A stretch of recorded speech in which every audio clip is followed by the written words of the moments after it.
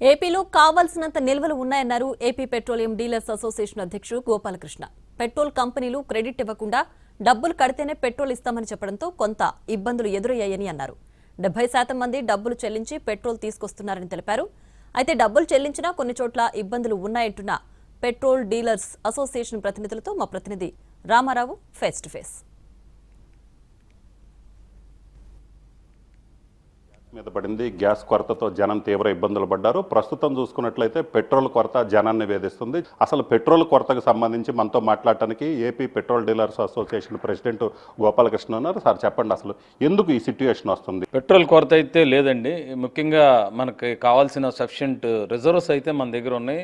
అదిగాక వారు కూడా కొన్ని రోజులు పోస్ట్పోన్ చేయటం మూలాన కూడా మనకు క్రూడ్ ఆయిల్ రావటం జరుగుతుంది.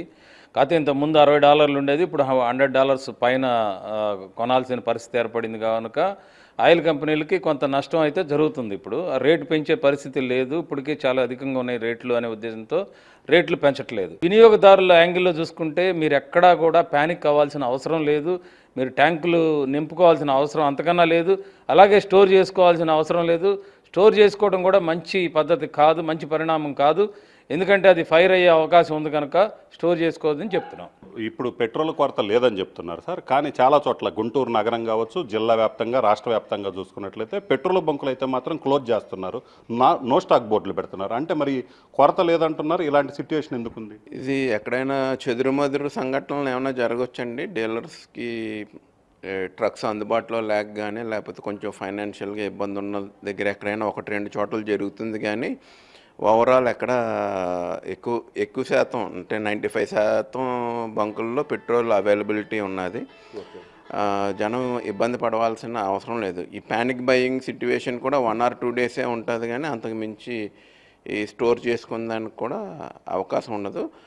ఏదైనా మొత్తం మీద ఇబ్బందికరమైన పరిస్థితులు ఉన్నాయి కాబట్టి అవసరమైన మేరకే వాడుకొని జాగ్రత్తగా వనరులను వినియోగించుకోవాల్సిన బాధ్యత ప్రతి ఒక్క పౌరుడి మీద ఉంది. కరెక్ట్గా వెళ్ళాలి.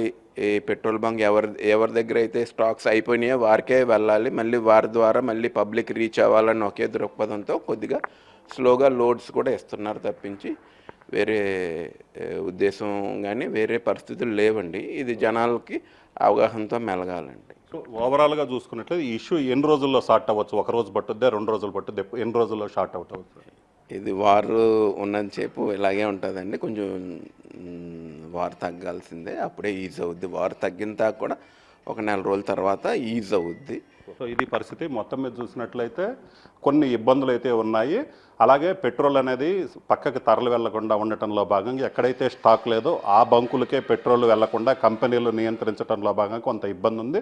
దానివల్ల ఇలాంటి సమస్యలన్నీ తలెత్తాయి. ఉన్నతాధికారులు ఇప్పటికే పెట్రోల్ సమస్య మీద కూడా పూర్తి స్థాయిలో పర్యవేక్షిస్తున్నారు, మాట్లాడటం కూడా జరిగింది. సో ఖచ్చితంగా ఏదైతే వార్ ఎఫెక్ట్ అయితే కొంత ఉంటుంది. అప్పటి వరకు కూడా ప్రజలు ప్యానిక్ అవ్వకుండా అవసరమైనంత వరకే పెట్రోల్ ఉపయోగించుకోవాలి. అనవసరంగా ట్యాంకులు ఫుల్ చేయించుకోవటం కావచ్చు, స్టాక్ పెట్టడం కానీ చేయకుండా ఉన్నట్లయితే ఇలాంటి సిట్యుయేషన్ నుంచి తొందరగా బయటపడే అవకాశం ఉందని చెప్తున్నారు. కెమెరామెన్ నాగరాజ్తో రామారావు, ఎన్టీవీ, గుంటూరు జిల్లా.